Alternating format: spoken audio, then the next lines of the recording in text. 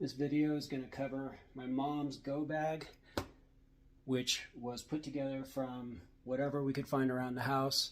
This is a common man go bag setup with some additional purchases necessary. Okay, this system was built around the 5 C's of survivability, which are cutting tools,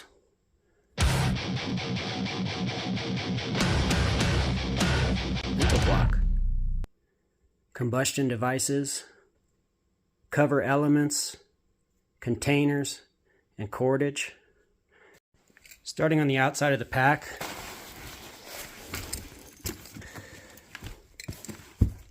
on this side we're starting with the cutting tools, and obviously we have a saw for processing firewood, creating shelters. We have a crowbar. We have wire cutting snips.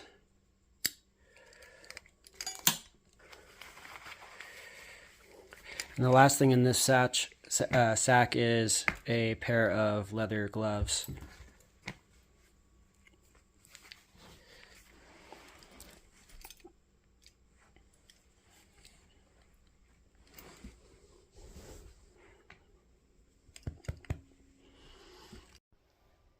So part of what I'm doing today is refining the bag for weight efficiency. I'm going to be taking some things out, and I'm starting with these 2 heavy ones.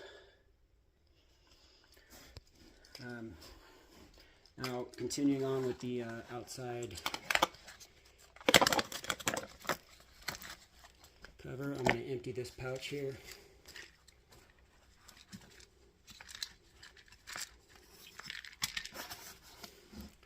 Here's another item that we're not going to bring. This is useful for rolling out your tired, sore muscles. Now here we have is a shovel, and these are, what do you call that, compacted toilet papers. A container.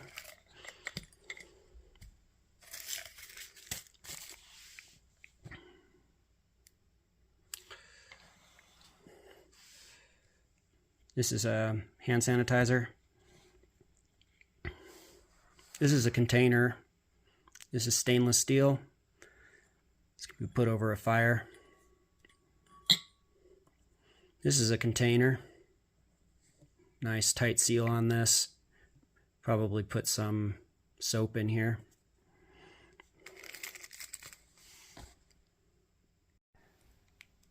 This I would put under combustion devices because it increases the heat of the fire. It's one of the 3 pillars of fire.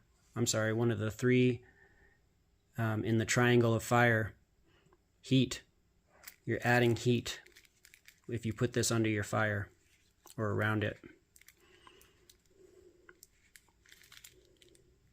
But it's for cooking.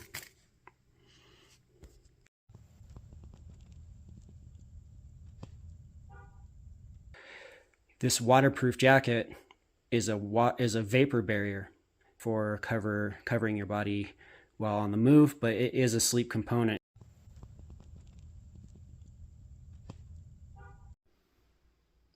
All right, well, that is all that is on the main pouch, and since this is a 3-bag system and we're working through it in layers, I'm going to go ahead and cover what's on the outside of these packs, which is nothing. Alright, well, technically this pouch doesn't have a zip or anything, so it's an outside pouch. We'll start here. This is just a bag with a cloth face mask in it, and can you see that? Can you see what that is? And so this is a kind of a covert self-defense mechanism. It's non-threatening, but it contains a threat. This pouch has a zip, so we'll come back to it. This pouch will be open all the time, and I'm going to go ahead and cover this pouch first in terms of what is inside. This pouch is for a cat, and so there is just a container here for some kibble.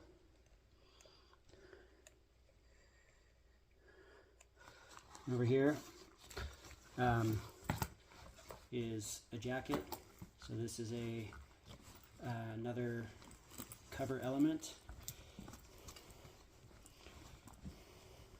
Of course, jackets are containers in their own way. You might be able to haul a little bit of wood or something on the back side of this and increase your camouflage, but this is a cover element that would be very useful for sleeping. Another cover element is the emergency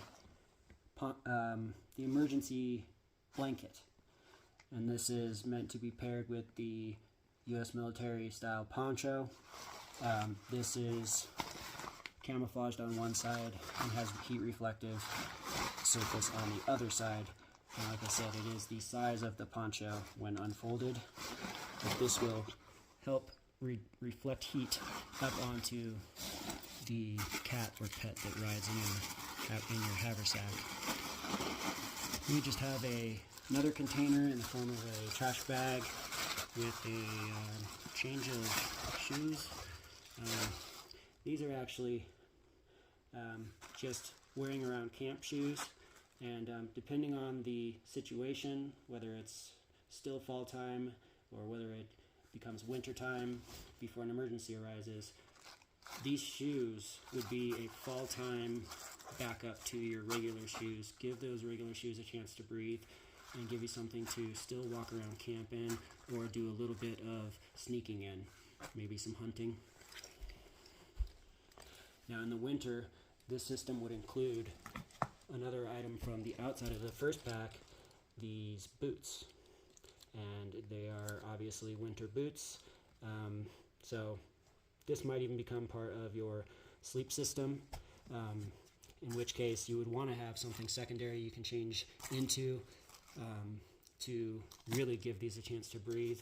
And you want to get something with a roomy sort of toe box and maybe some fluff, such as we see here, just to give air a chance to move around and circulate, yet stay warm.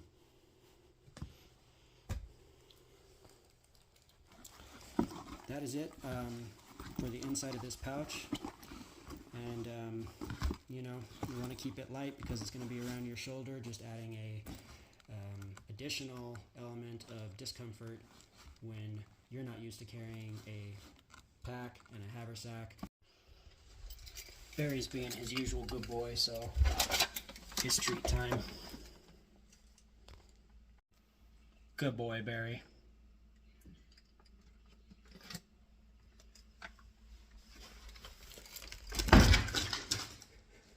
See you.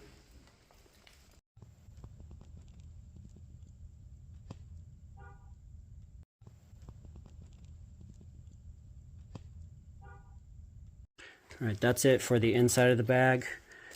I'm sorry, the outside pouch. Here at the top, the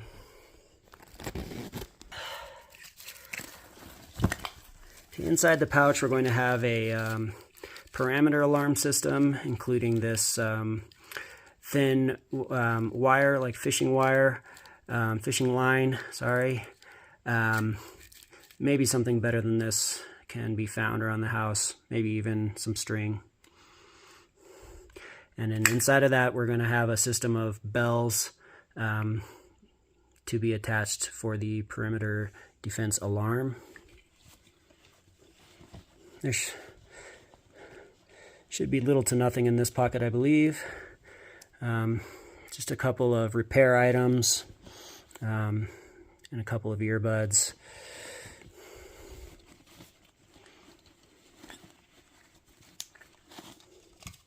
I did forget to mention, this is a form of cordage. You also have cordage here. This is cordage. And I suppose these are all comforts.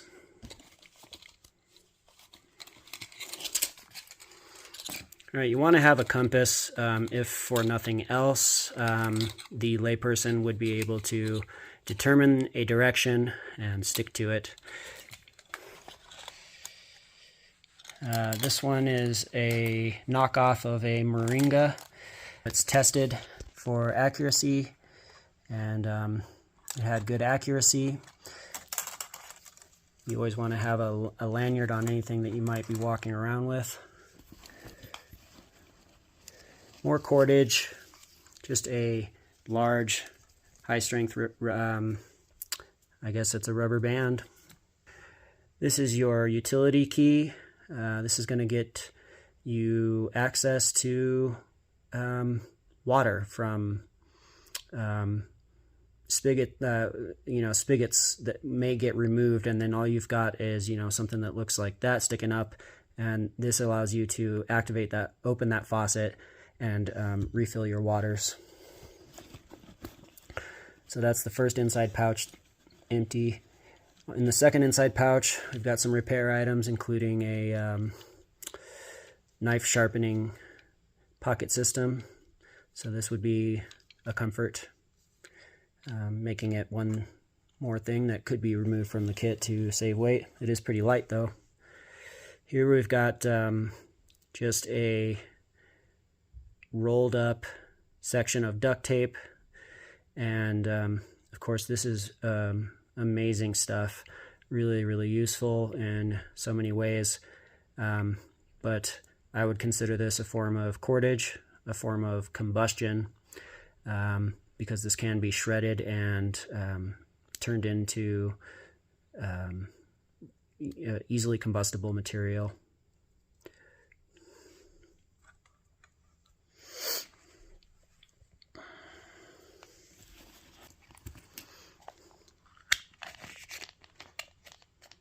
These are shoe straps with little spikes to get you across the ice non-slipping.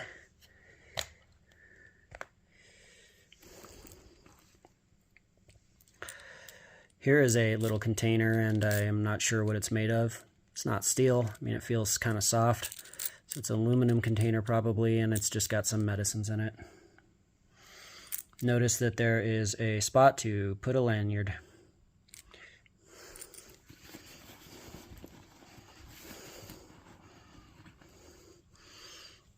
Here's another pouch. This one's empty.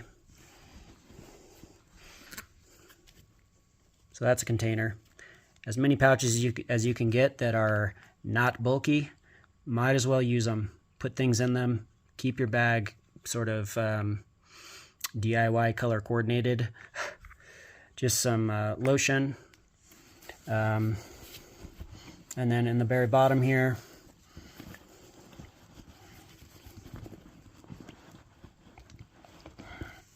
some fresh batteries for the recorder, a square of 100% cotton fabric. This is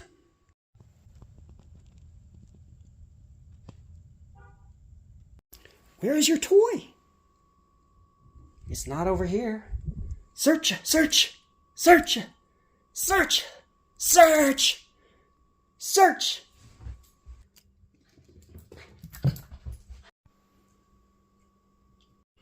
Okay, now these are the items being removed from this kit, this piece of the kit. The blanket ring, because it's a redundancy of our handy hammer, but we get to keep one. This is our spikes for walking on ice. At the very least, I'm going to get rid of this container.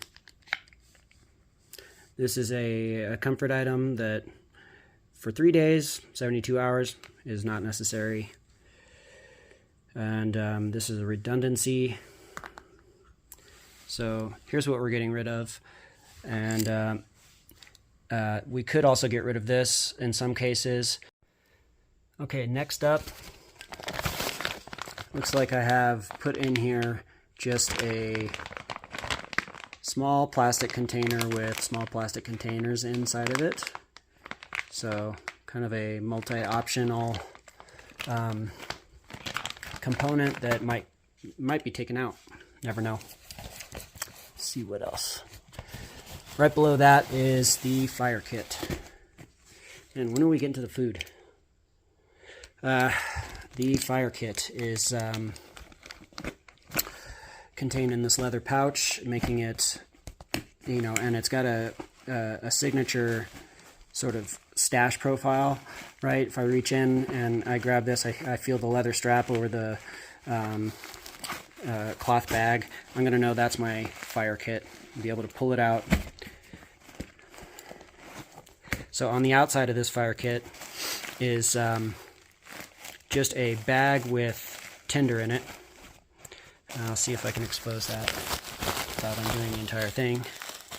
So a plastic bag with just some ultra smalls and some fine tinder material for creating a tinder bundle.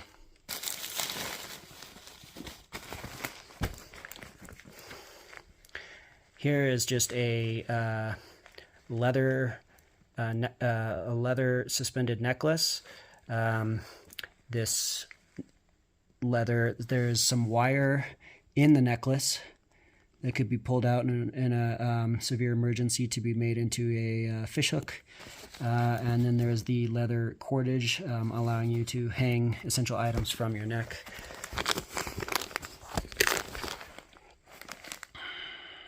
So that's a view of the fire kit. Let's get into there.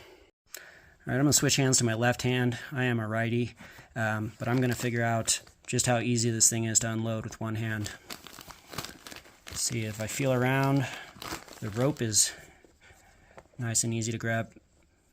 This is fire starting rope. It's obviously 550 paracord, and one of the strands inside of this sheath is flammable.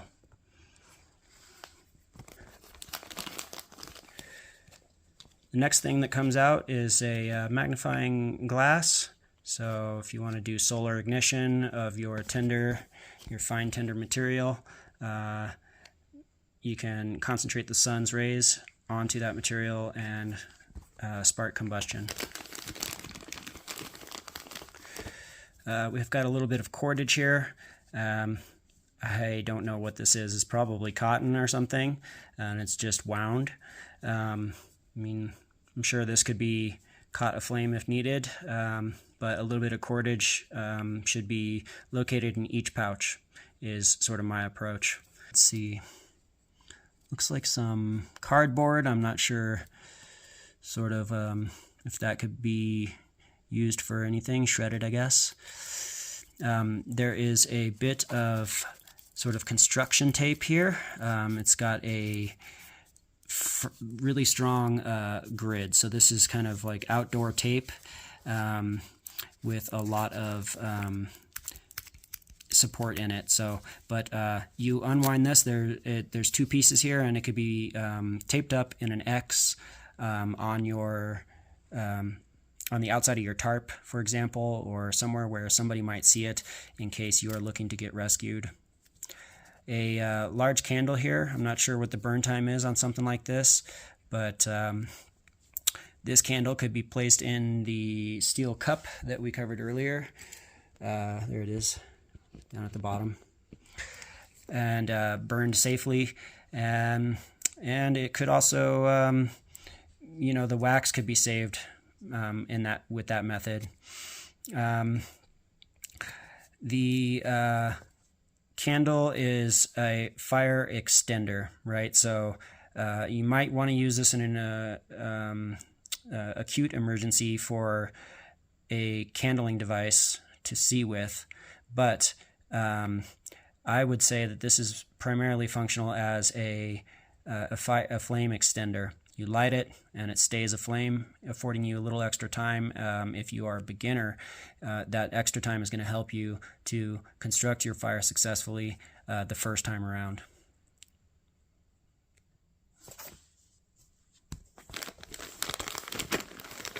Okay, next out, classic Altoids tin. Of course, everyone has one of those, right? This is the beginning of a project. These cotton balls will be sort of thinned out and soaked in a bit of Vaseline. These will be very flammable, so these are a source of tinder. It's the type of thing that you could just throw some sparks onto and it'll catch, and they'll burn for a while. So that's what'll be in there. Another item that will go in there is any kind of little chunks of fat wood like this, and a fat wood, also known as what is it, a pine lighter or a fat lighter. It's just a resinous piece of wood, oh god, that has dried up. That'll go in there. This pencil sharpener is a cutting tool, and you can use it to shred your small sticks, and create feathers from those, which would be easily ignitable, perhaps from a spark or just a small touch of flame. Multi-use is essential. A Bic lighter is very reliable. These are very reliable. Go grab at least 3 or 4 of these, put one in your pocket, put one in your fire kit, put one in your first aid kit, put one in your emergency survival kit, and throw them all into your Go bag system, and make sure that they're new.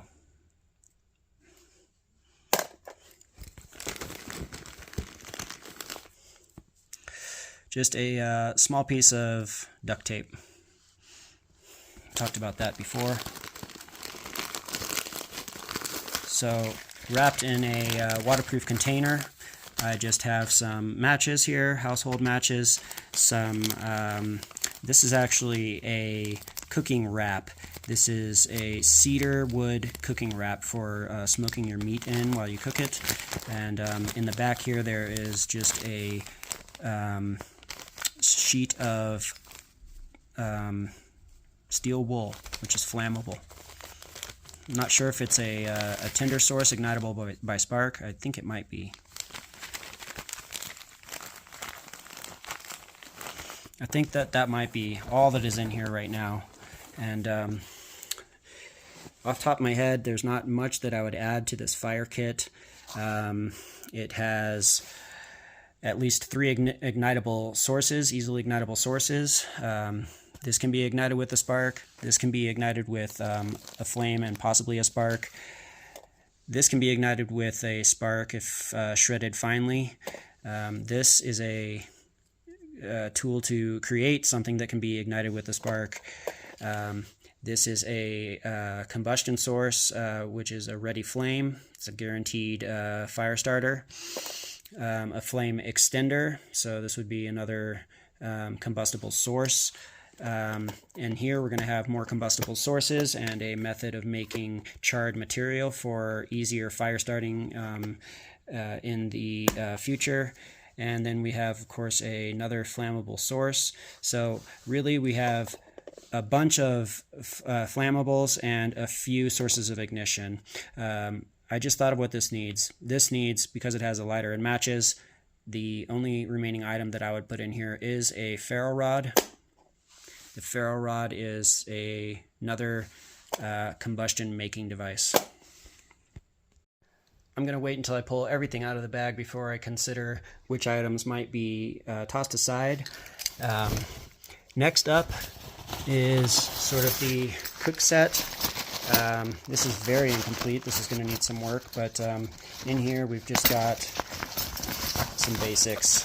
Okay, a spatula so that you can make sure you're getting every little bit of food that you can out of those canned soups.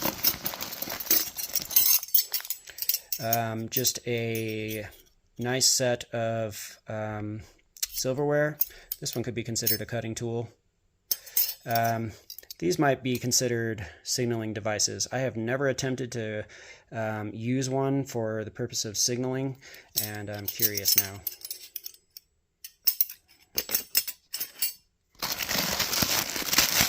So our food is going to be just along the lines of rations, survival rations.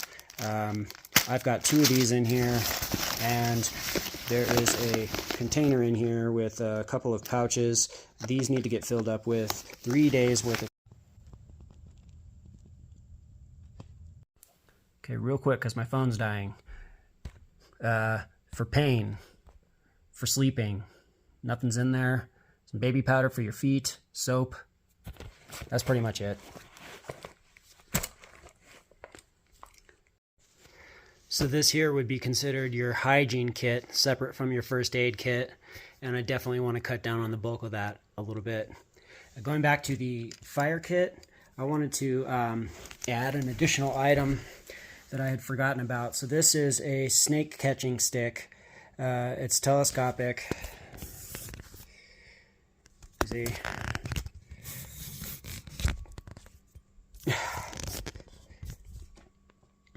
And if you were to knock the head off of here and pop the tail off of here, this would actually be a pretty nice bellows, which you would blow into and insert oxygen at the base of your fire. It helps keep your face off of the fire. Continuing.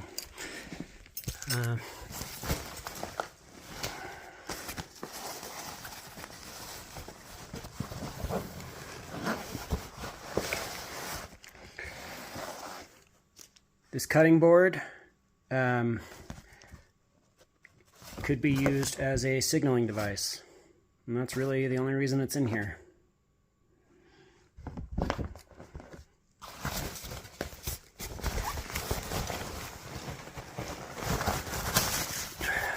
Looks like we're at the bottom, and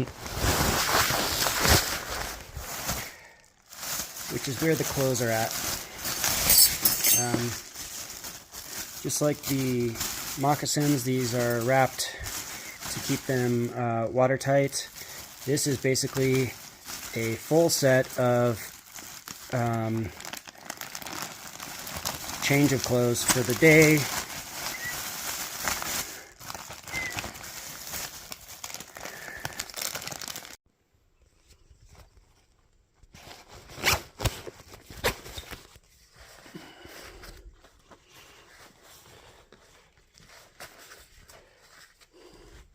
All right, opening this up, the first thing that sticks out is the navigation kit. This is another kit which is going to need to get supplemented before it'll be of maximum use, but just a pair of optics to ensure that the path ahead is free and clear. A notebook and perhaps some sticky notes for organization, keeping track of things, but most importantly, your navigation moves must all be recorded in here using whatever map savvy you have. If you don't have any map savvy and you decide to just say, okay, I have a box around me with a north facing, east facing, south facing, and west facing 4 sides, I am going to face one of those directions and walk out of here, and I'm going to go this many paces or so many paces, let's say 1,000 paces in the westerly direction, and if I don't find any exit point, then I will turn around and trace back 1,000 paces in the easterly direction to end up at my starting point once again. Do the same thing going west or north or south until you have found a exit using that method, or perhaps having to extend that method by starting from a new point. Along with that, you want to have a permanent marker to write your notes in that you might be leaving around for people, or to write on objects. And you want to have a pencil for making your notes, of course used in conjunction with the pencil sharpener. You want a map of your local area.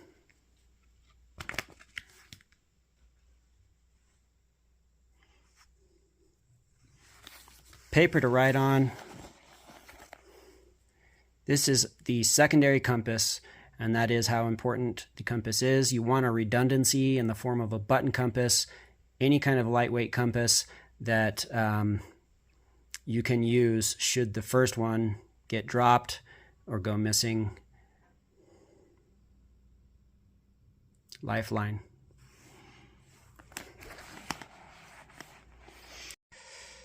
And so also in here is your map.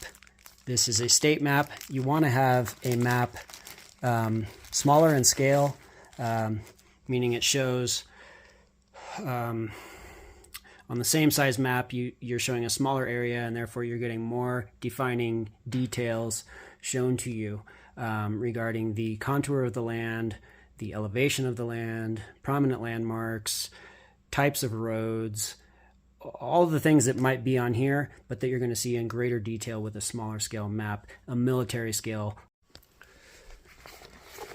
Also in here is the first aid kit, and I'm not even going to open this for y'all because first aid kit is kind of like, you know, what do you have the skills to do? I mean, if you can put a booklet in there, if you can find one, put a booklet in there that describes first aid basics. And then, you know, add the items that you deem necessary based on your needs, and include, of course, a set of universally useful items, which I would just prefer if you got that info off the internet. But I do have one thing in here that should be noted because it is multi-use, and that is a mirror. So this mirror is going to be your way of conducting first aid, and it is going to be a signaling device as well. As you can see, even just from the ambient light in this room, I can get a signal going. So if you were to see some bright lights, or if you could shine your own flashlight into this mirror and wiggle it back and forth, it's going to create a flashing effect that people will notice from long distances. Also, just generally, you want to have sterile, disposable gloves.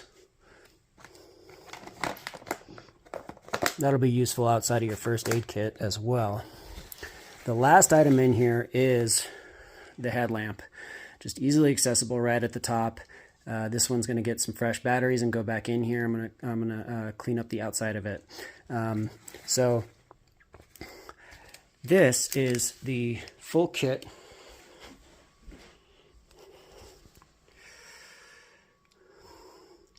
And it does seem like a lot. I may decide to take a few more items out of here, but really this is what you should expect to be carrying in a 72-hour go bag, plus the addition of any, well, some more food first of all, and any seasonal requirements that you may have. So like I said, there's a wool blanket that needs to get added to this. 100% wool is necessary. You can go with like, what is it, 80, or is there a 93% wool? I mean, 99%, but 100 is the best in terms of being able to protect your heat source, which is your body.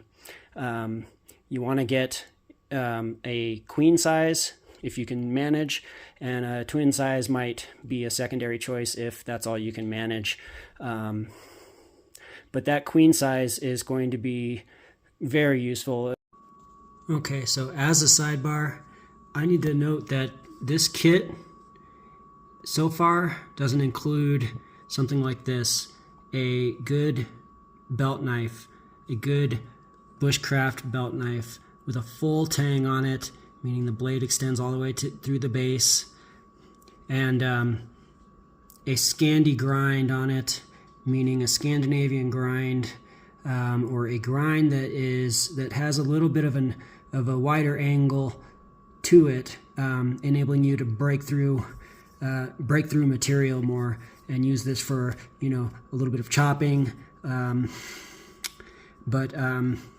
Yeah, and hard stainless steel, You want a 90-degree edge on this thing so that you can scrape that ferro rod and shower those sparks onto your tinder sources. And this knife is modeled after the is it the Selknam? Processing.